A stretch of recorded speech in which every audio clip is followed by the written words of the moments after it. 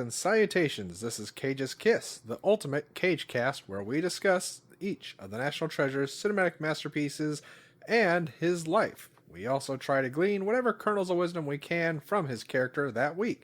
I am the ghost of Christmas present, or Donnie. Ooh. Oh, and I'm Adrian, and I like Christmas ever so. Oh, good, oh, yay.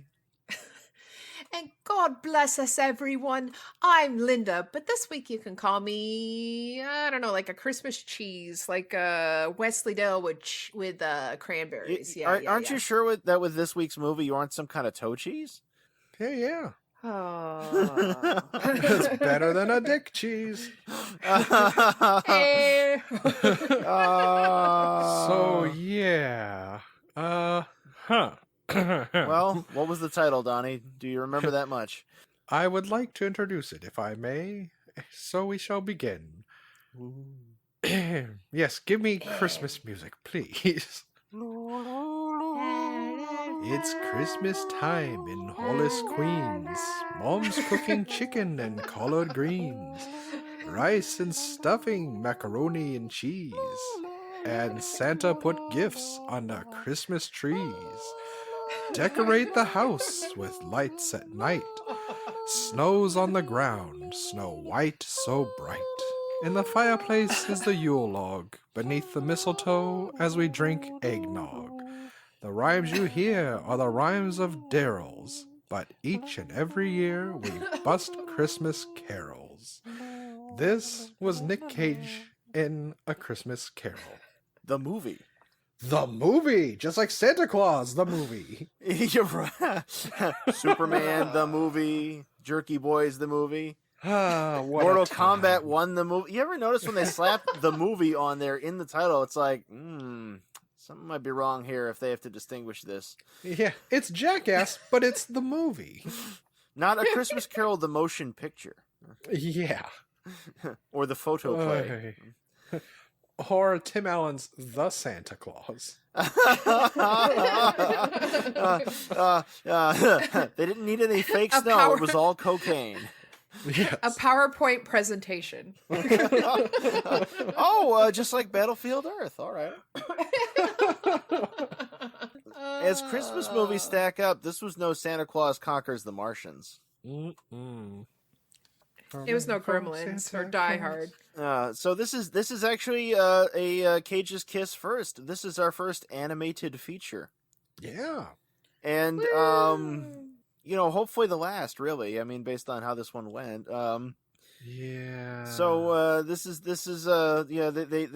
rolled out some Dickens and thought that they'd make Boffo box office somehow. I should say that, I found out that the director is Jimmy T. Murakami. Yeah, I was going to mention him. He's quite a history. Yeah. Yeah, he also directed part of Heavy Metal. Yeah. He did the Soft Landing segment in Heavy Metal. And he did When the Wind Blows and The Snowman, which is introduced by David Bowie, and those are both critically acclaimed. And he's done live action stuff too. He worked for Roger Corman. He directed Battle Beyond the Stars. He did uncredited revisions on Humanoids from the Deep. Most of the revisions on that film were to add more sex. Thanks, Jimmy. And he worked on the Teenage Mutant Ninja Turtles cartoon series that we know and love from the 90s. Turtle Power. Pizza Cats. Well, nice. It wasn't Battletoads, no? Or Biker Mice from Mars? Also, I was surprised in the credits to see David Llewellyn was one of the screenwriters. Robert Llewellyn, wasn't it? There were two writers, I thought. There's Piet Kroon, who was a storyboard artist on Shrek, and you're right. It's Robert. It's Llewellyn. Bobby Llewellyn. Bobby. Who did something called The Corner House, and he did one smegging episode of Red Dwarf. No, he didn't do one. He's been in a bunch of episodes. No, a writer. Yeah. Oh. He wrote the movie, so I was looking him up as a writer, you see. Oh, I see what you did there. They put the wasabi in the French fries, you see. He only wrote one smeggy episode. But I saw his name and I was thinking like, oh, hot shit, man. Like, so I looked up Jimmy T. Murakami. I got really, really excited. And Jimmy then T. I watched Murakami's it. also dead. Yeah, so there's some justice. Yeah. God You damn got it. your comeuppance. Yeah, yep, no, he kicked off in 2014, so it was slow. But He never scored. And of course, in this, Nick Cage plays the ghost of Jacob Marley. Yeah, not a lot of Cage screen time here. I think it's probably around 5 minutes because the character pops up, for like maybe 2.5 scenes. I mean, it's more than we've had in some Cage movies, right? Like it's more than in Never on Tuesday, and it's more than in Industrial Symphony #1. In life, I was your partner. In death, I'm just a cool guy with chains. Ebenezer, what the heck with the size of my hands? They're like giant freaking crab hands or something. Ooh, does this bug you? My eyes are all glowing and stuff. And the ghost that comes after me looks like a vagina on her head. Oh, yeah, no. So when I first heard about this, I'm like, oh, okay, so Cage is gonna be Scrooge. Like, oh, Cage is just Marley. What? So who's Scrooge? Oh, well, it's Simon Callow. Simon Callow, who Yes. played Crowley in Bruce Dickinson's Crowley, aka Chemical Wedding, which Warner Brothers hated. He was also in Four Weddings and a Funeral. And he played Charles Dickens a number of times. Yeah, it's odd. He played Charles Dickens, 6 times? So I've got the list here. It's twice in Doctor Who in 2005 and 2011. Once in Hans Christian Andersen, My Life is a Fairy Tale in 2003. This movie in 2001. The Mystery of Charles Dickens, a made-for-TV movie in 2000, and An Audience with Charles Dickens, another made-for-TV movie in 1996. Did he also introduce the shit fetish Charles Dickens movie, A Tale of Two Shitties? No? Maybe he kissed the book in that one too. Well, he did some theater and some TV, and he shows up in Amadeus. But most importantly, he was in Ace Ventura: When Nature Calls. Yeah. And this movie also has, as the ghost of Christmas Past, Michael Gambon. Oh, yeah. Otherwise known as Dumbledore. He's Dumbledore the sequel. And don't forget though, his most important role was that he played the Prime Minister in LEG Into House. And he did some classics like The Beast Must Die and Clean Slate.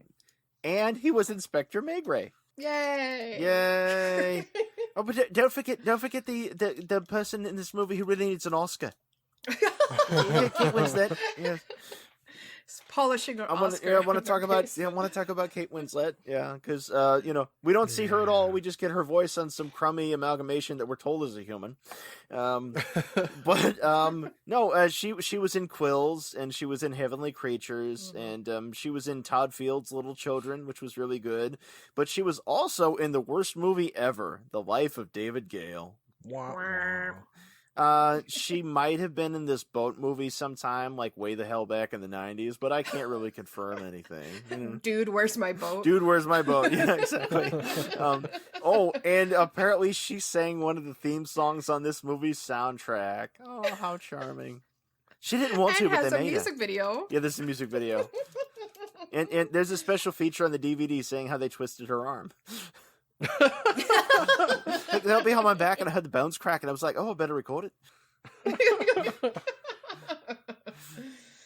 Oh yeah. So Carlo was kind of watching over my shoulder I feel yesterday. sorry for him. I know, me too. But I told him, like, you don't have to watch this. And he's like, oh, good, because I'm not. But he saw the beginning credits and he was like, oh, Michael Gambon's in this? And I was like, yeah, he's the ghost of Christmas Past. And then on comes Simon Callow as Charles Dickens, and he goes, oh, oh, I didn't know he was Charles Dickens. It's like, no, that's Simon Callow. And he's like, no, that's Michael Gambon. So we go back and forth for a while, and then Who is Merit Stone? I'm watching the making of, and they have an interview with Simon Callow, and it says Simon Callow on the bottom. And I said, see, Carlo, look. And he says, oh, damn, Michael Gambon's really young in that. God damn it. I love your husband. So we just decided that we were gonna have our own face-off in which Michael Gambon plays everybody. So wait, Patrick Stewart is playing George C. Scott this time? Oh wait, yeah. And he's Jim Carrey too. Jesus, it's still the same uncanny valley. Oh, wow. Speaking of uncanny, we get some pretty special spirits in this one. Yes, we do. Like, first off, there's Old Face, the childlike candle. And there's Father Crimbus the glutton. And don't forget the final spirit, the most fearsome of all, Callista Flockhart. I thought you were going to say Flat Top. I thought this was a Dick Tracy blending. That's right. And Kate Winslet is Breathless Mahoney.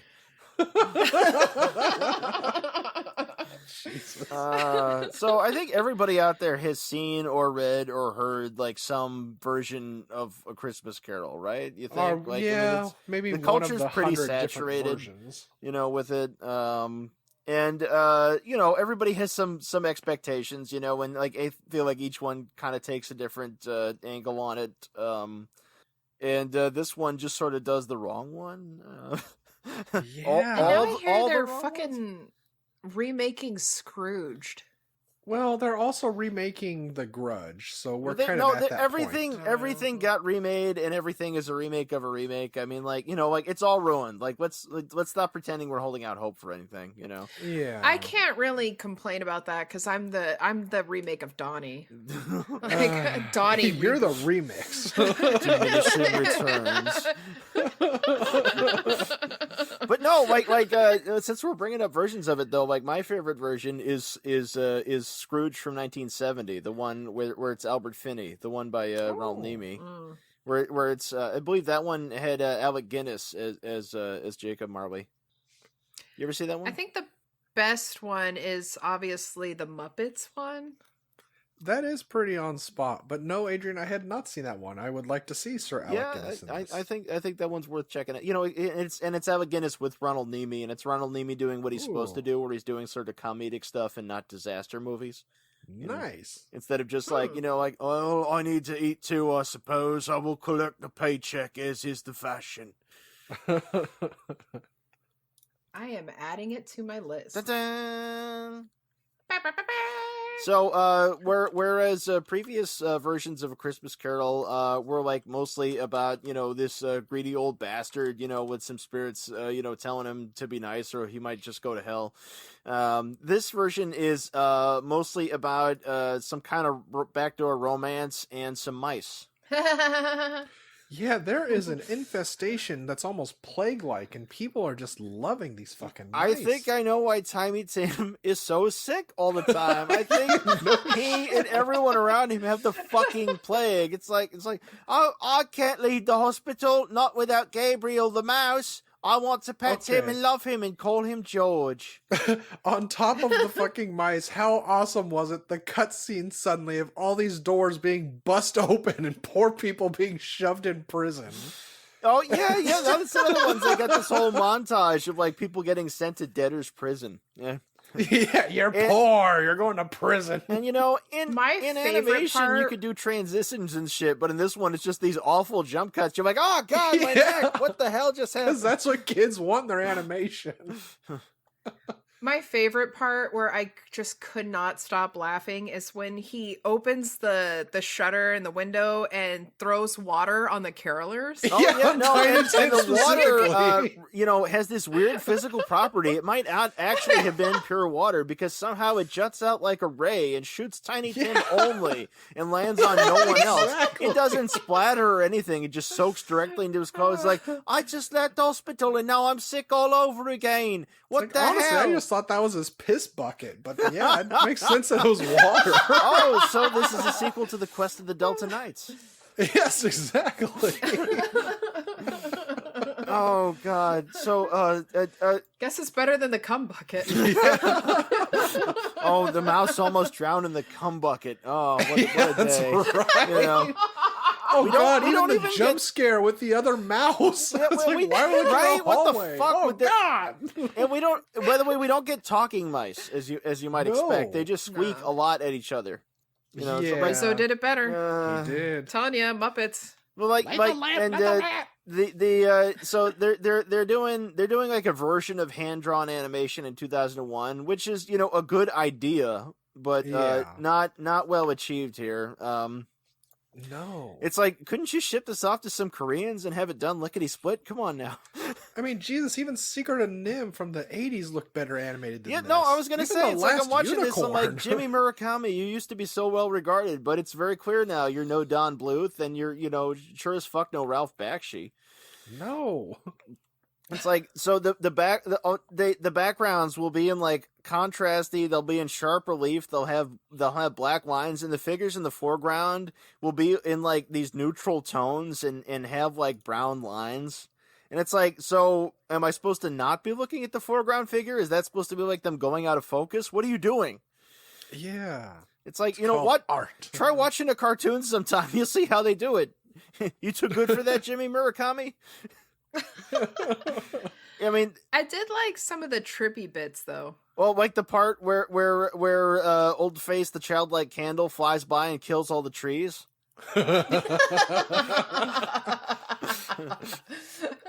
Oh, and let's not forget the part with the Ghost of Christmas Future there at the end, where they do it in this weird one shot where they have the table kind of behind a fog, and like it's clear that Tiny Tim's dead, and when each figure speaks, they appear in a circle above them. Yeah. What was that shit? Did you run out of time? Oh, and then in the beginning, like the music is so fucking loud you can barely hear the Well, audio, or, like all the the music's dialogue. ass. Like it's Yeah. and the fucking voice acting, by the way, for the most part, it's like so completely off point. You horrible It man. really was. I do believe he drank her father. You will find no pity Oh, from that God. quarter, I assure you. What happened to your mouth? What are you talking about? Your mouth, it's like superimposed. It's like thrown on after the fact. It's like I'm watching Beating Clutch Cargo. Madam, I assure you, your chin doesn't move at all. I don't understand. Tiny Tim's dying, Oh. Bob Cratchit. That's all right. We shall have the best Christmas ever. Yes, the best Christmas ever. The best Christmas ever. Hello, Father. Oh my God. Welcome home. They made fun of me at choir, Father, for my double Adam's apple. I think this is the part where we say that the budget was estimated to be $12 million. Jesus but Christ. you want to tell them how much it made? Oh, Adrian? Jesus Christ. Yeah, no, I've got Box Office Mojo here. Yeah, worldwide gross, guys. $266,000. $266,475. Oops. Yeah. Those investors might have been a tiny bit peeved, unless most of the $12 million didn't get spent on this, and it was kind of a shell game thing. It's like, we got to wash this money. Let's make a shitty cartoon. Yeah, that's true. Like, Get Nick Cage. What's he doing? I happen He'll to do be at Heathrow. Where are you leading me? This isn't my hotel. Oh no! So I can go home if I do this? Okay. My next leap will be the leap home. They left out one of the best lines from the fucking story. It's like they never say Jacob Marley was dead as a doornail. As a doornail. Well, they kind of changed a couple. They kind of things. changed a lot of things. I mean, fuck Dickens, Yeah. but fuck this version. God damn. I like Dickens. I mean, I like the original story. I read it when I was a kid, and I loved it. So, I mean, it just depends on the telling of it. I'm just saying, like, Great Expectations, like, not that great. I do like the bit though where the chains start wrapping around Scrooge at the end, and he says, "Jesus wept." That was a good addition.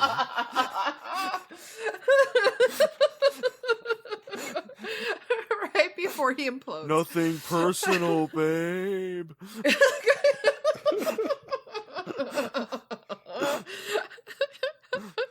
Scrooge opened the box.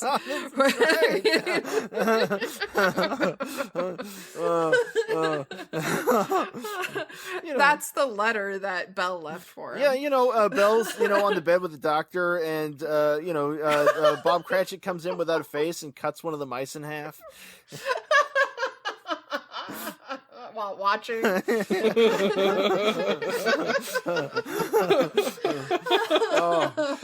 really, really wanted that to happen to every fucking mouse in this goddamn movie. Oh, it won't let up with the fucking, and in the live action opener, because there's the live action bookends on the theatrical version that are just the features on the DVD, and one of the ladies in the audience gets frightened by a CGI mouse while Dickens is talking.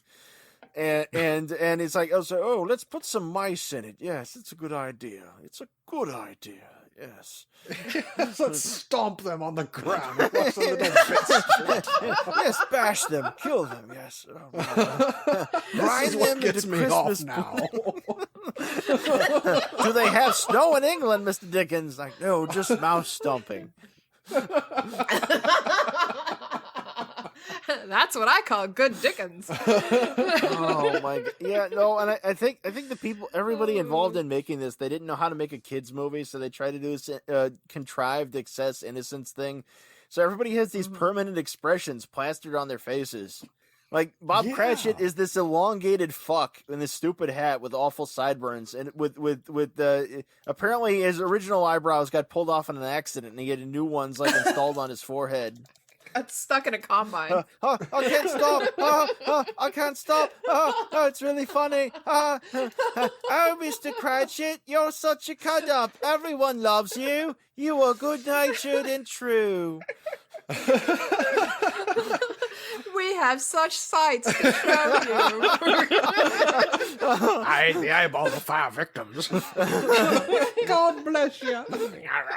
And you get the bit with him like he's supposed to be like sliding on the snow, and you get like Tiny Tim spinning around. It's like, oh my god, I've never seen such shitty motion tracking in my life. No Good shit. Fucking god. It's like, and like you see the features, and you see how they did all the animation and shit. It's like, you guys had all this money and technology, and this is the turd you gave us. Tony Stark animated this in a cave.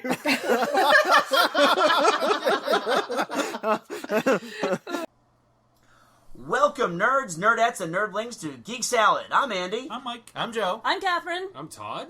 Todd, how'd you get here? I have no idea. Join us on our podcast where we talk about a virtual buffet of nerdly things like movies Comic books. Music. Strange and yet tasty foods. Video games. and so much more. You can check us out at geeksalad.podbean.com. You can listen to us on Stitcher, Spotify, iTunes, Google Music, and YouTube, where you can also get some amazing video reviews. That's right, that's Geek Salad. Go forth And be nerdful! In the DVD version, you have to see the live action parts as like a bonus feature because they cut them out of the actual movie. Well, that's the merciful part though. When we went through it, it was only 77 minutes. Yes. Oh, thank God. I.e. too short to be released theatrically. Yeah. But they in the end, in the live action end, Charles Dickens kisses his book and like salutes out to the audience, and I thought, like, I don't see Charles Dickens ever fucking kissing his own book. I'm not here for you. I'm here for jerking me. off on it on the bed. And then somebody stands up and says, "What the fuck, Dickens? This isn't what I came here for." And Dickens says to him, "It's like, shut the fuck up! I'll take that woman's titty and beat the shit out of you, and I ain't lying." You paid, motherfucker. It's my story. Your money is now my money. Put your weight on it. Why does he kind of sort of sound like Sid Haig and House of a Thousand Corpses? And Dolomite. I would have loved Dolomite in this movie as Scrooge. What? This ain't like scooping ice cream in the summertime with your shitheel friends. Got your socks with Donald Duck on one side and Mickey Mouse on the other.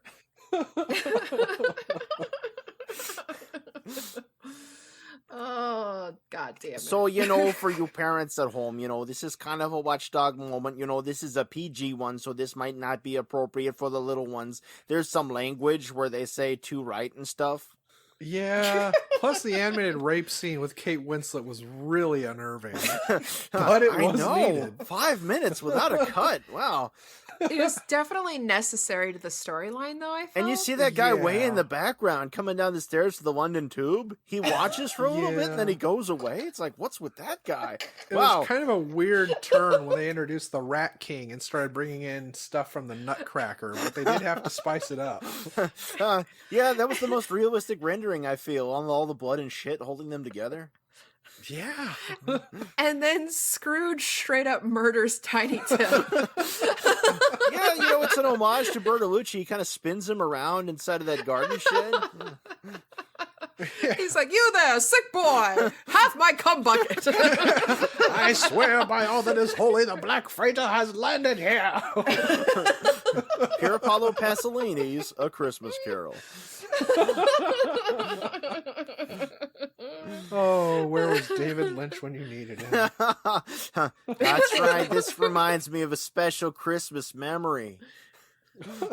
It's funny you'd say that because he was my original choice for the director in Face Off. Wow.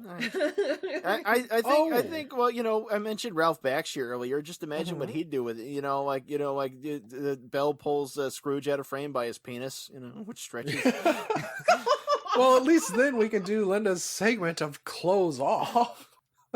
Oh yeah, Not just close off. Wow, that's right. You got nothing on this one, stupid ass kids. Copious animated nudity. Although, nobody seems to strip, and Scrooge throws himself on the bed fully clothed after picking a little bit of his porridge, and the rats will eat it. But for some reason, Tiny Tim coming back from the doctor's is out in the street wearing shorts.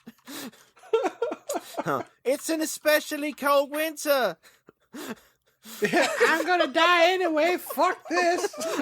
I just stand in the rain for hours with no umbrella and let it fall on me. I pray for the sweet release of death. I was born only for that purpose. And so he throws the water on Tiny Tim, and Tiny Tim's just like, "It's okay. God bless him anyway." Sugar sticks and fortified wine. That's how I roll. It just brings me closer to sweet Mama Death.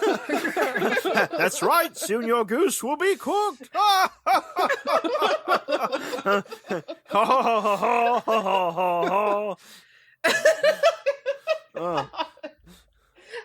I've got a gun wouldn't now. you want to die if your life was this horrible nightmare where all the people around you were these horrible gray things with giant noses and creepy little, ultra saturated eyes?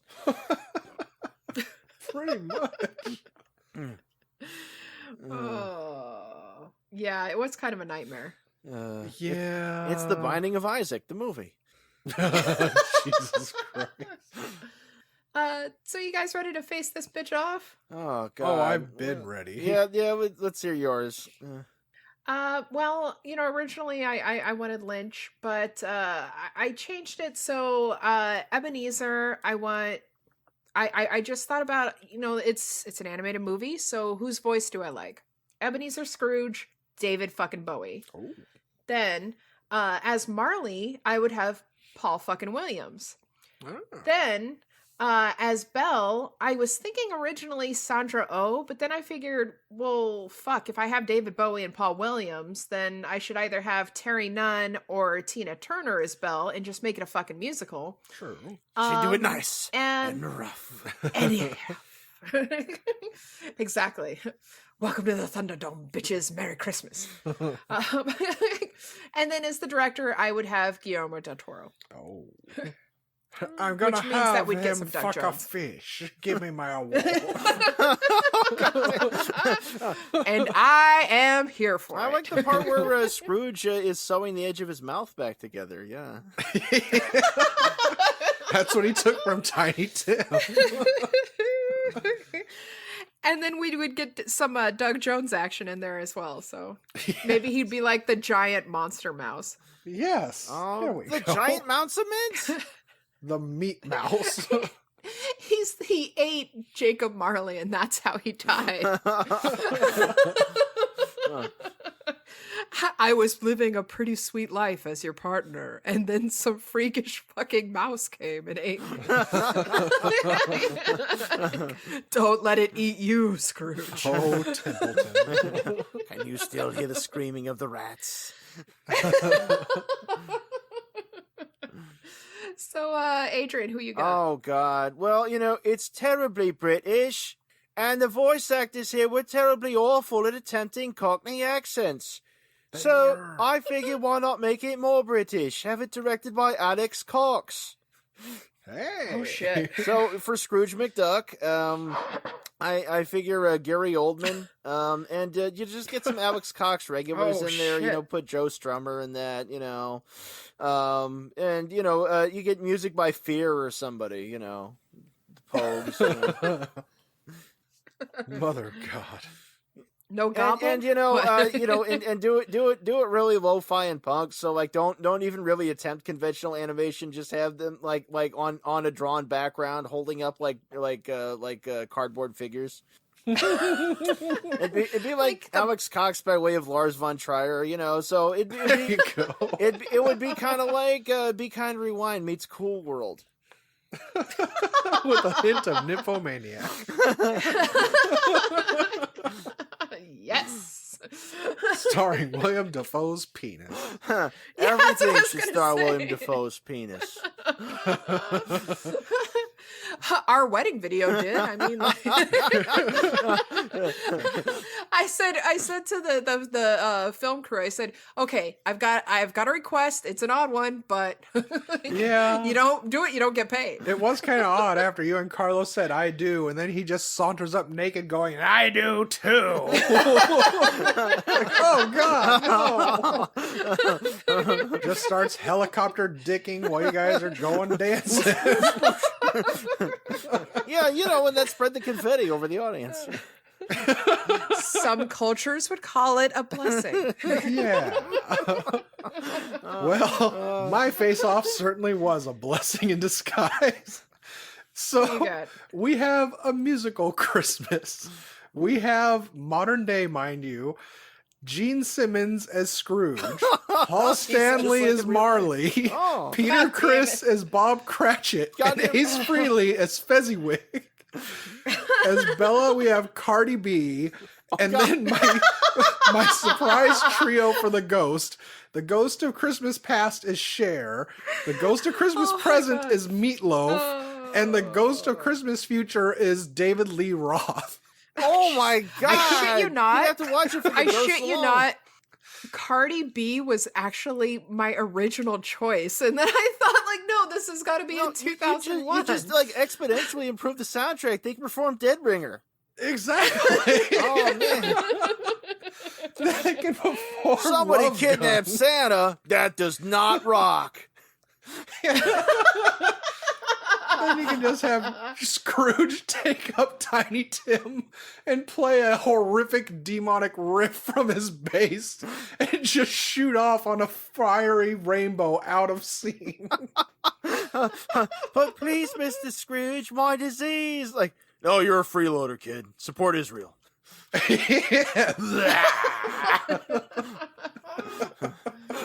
Stop all the downloading. And Paul Stanley rides off on Ace Frehley's back. Middle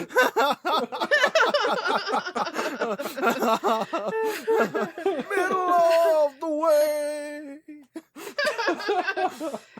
God bless us, everyone. I still want to see an animated feature made out of music from The Elder. That would be amazing. Were you guys able to find any sort of cagey wisdom in all this almighty, shit? Babs.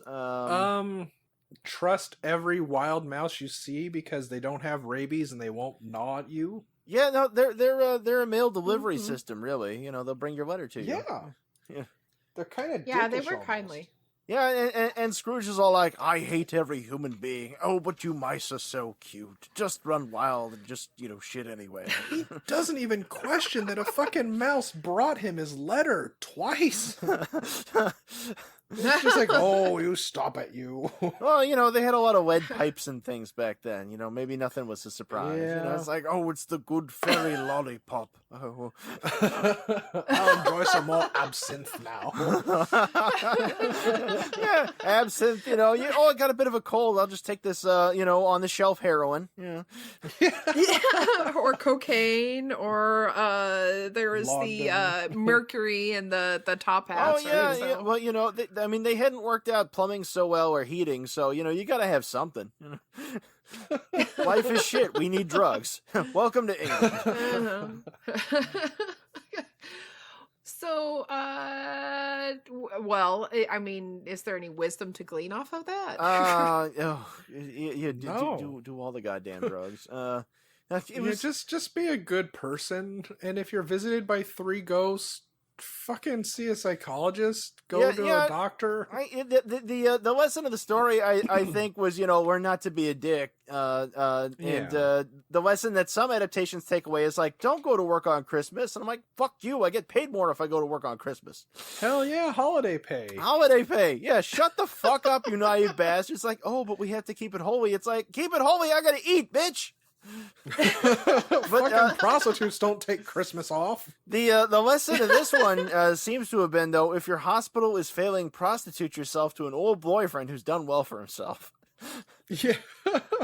Well, actually, the wisdom I was able to get from it is from the movie, rather than Nick Cage's character. From the movie, I learned that if some crotchety old man tells you that he doesn't like carolers, he doesn't like Christmas, and indicates that he doesn't want you caroling around his house, maybe you should shut the fuck up before you get hit by a bucket of water or jizz. Yeah, like, in the freezing cold. There was clearly a ye old sign saying, "No solicitors. This means you."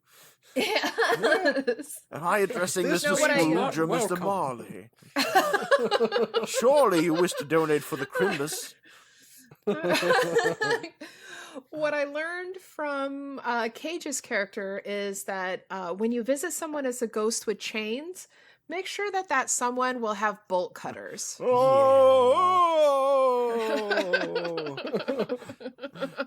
Oh, Otherwise, you're Cage. just wasting your time. It's a pity Cage is so lost in this pile of shit. Yeah. I mean, if We don't have any biographical information about him being forced to do this at the point of a gun or maybe a broken bottle to his neck. unfortunately, no. And it's like if you didn't know, if the box of the fucking DVD didn't say it and it didn't say on Netflix, if he was uncredited, you'd never fucking know that it was Cage. Yeah, you kind of have to listen to him and go, "Is that Nick Cage?" Yeah, you gotta. Is he trying to do a British accent? He sort of slightly is. Yeah, it's like, but now I see the need.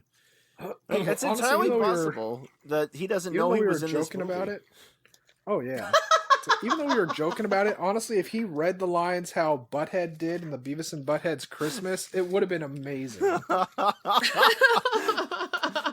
What? No, can agree with just that. think of everything he said. You know, like out of context. Like, could they not have just like been in the pub, you know, where he Yeah. was having a bad time in a toilet stall, right? So, and they recorded him like just like for a talking cat, you know. They just kind of like whipped out their phone and recorded him. He'd be like, oh, I was making money. Oh, God, Scrooge. Oh, it burns. The chains I forged in life. In vino veritas. I'm just saying, like, that could be just how it went down, because it's in a restroom. You already get the reverb and everything, you know. There's like a Bowfinger situation. You know, and then they could, if they'd stayed a little bit longer, they could have got him in his further suffering, recording the film's theme song, you know. I fell into a burning ring of fire. Oh, God. Maybe he had something spicy. It was the worst toilet in Scotland. Oh, I guess that's the time where I say, please, please, please help others find us and help us be successful by listening, following, rating, reviewing Cage's Kiss on Apple Podcasts, Stitcher, Spotify, Podchaser, wherever you listen to podcasts, basically. And tell your friends, tell your enemies, tell your waiters, your dentist, your dog, your neighbors. Yeah, just at random times, just chuckle to yourself and like say, "This reminds me of something I heard on Cage's Kiss," even if you haven't actually listened to us. I would say, especially to your proctologist, find the right time. As for plugs, please remember you can find Cage's Kiss on Facebook and on Twitter at Cage's Kiss. You can visit our website at cageskiss.com, and you can write to us at cageskiss@gmail.com. As for my own plug, I've got my new podcast I do with my friend Jane, Bedknobs and Broomflicks, and by the time that this episode is out, we will have our Hocus Pocus. No, I'm a liar. You're fucking up your own plug. You're fucking up my own plug. Shut up. Your mom. We're gonna have Bedknobs and Broomsticks episode out, and we're gonna have a little mini-sode where I cover our favorite familiar. I'm gonna be going over Stubby the War Hero, and my friend Jane covers the Night Witches. So, Night Witches? Adrian, is you that got one of anything? them sandwiches you make when you can't get back to sleep? Yeah. Well, maybe you should listen to the episode and find out. Oh, dear Jesus. Well, I'm still A.A. Smith on YouTube, and I'm still Leo the Fox on DeviantArt.com, and I got artworks and stories on there, and by the time this episode posts, our Halloween issue of Dreadful Tales will be out. Spooky. Wahoo! Spooky. I have Spoopy. no plugs except to say Happy Halloween. Ooh, spoopy. I'm the boy who Anything blew can on happen. Red Will Tube, be the best and Halloween ever. Everyone's happy for Halloween. Halloween, suck my dick. I don't give a shit. And I'm Unreal Goals on the Twitter, and that's all I got. All right. Well, we'll be seeing you next week with Wind Talker. Oh, fuck. Goddamn fucking wind talkers. Goddamn.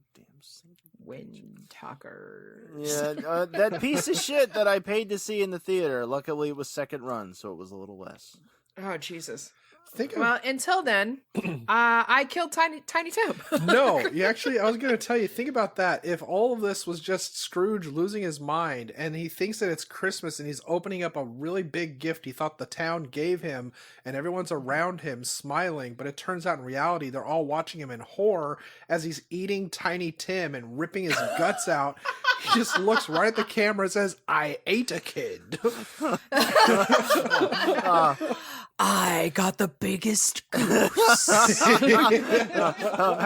all And that's he's how good Shudder for. ends. Merry Christmas. Best Christmas ever! Hooray! What happened to my fucking leg? All I want is my fair share. Please, sir. Please stop. Oh, dear Lord. Yeah, the child eater statue in Switzerland was based on Scrooge.